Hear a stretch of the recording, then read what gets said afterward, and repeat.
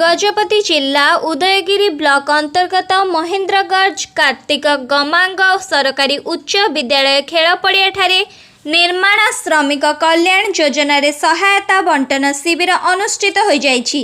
एही कार्यक्रम रे मुख्य अतिथि ब्रह्मपुर निर्वाचन सांसद चंद्रशेखर साहू जोग देइथिबा बेले सम्मानित अतिथि भावे जिला बीजेडी सभापति जगबंधु दास, जिला परिषद अध्यक्ष गाबरा तिरुपति राव, जिला श्रमिक अधिकारी लोकनाथ पंडा, गोष्ठी उन्नयन अधिकारी लरिमन खरसल, ब्लॉक अध्यक्ष लक्ष्मीनारायण सबर प्रमुख मंचासीन थिले।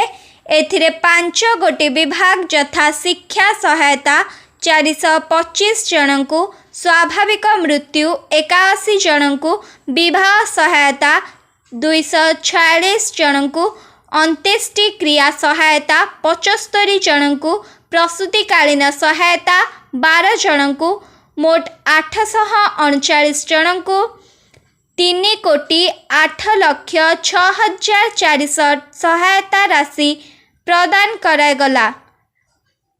181 जन नूतन हिताधिकारी को परिचय पत्र प्रदान करागला।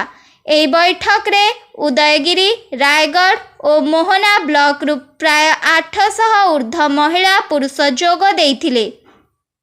श्रमिक नेता प्रबाल पाइक, जितेंद्र सभापति और इस्राएल माली प्रमुख कार्यक्रम परिचालन रे सहयोग करिथिले। स्टेट कोऑर्डिनेटर मृत्युंजय प्रधान का रिपोर्ट, वर्णना टीवी।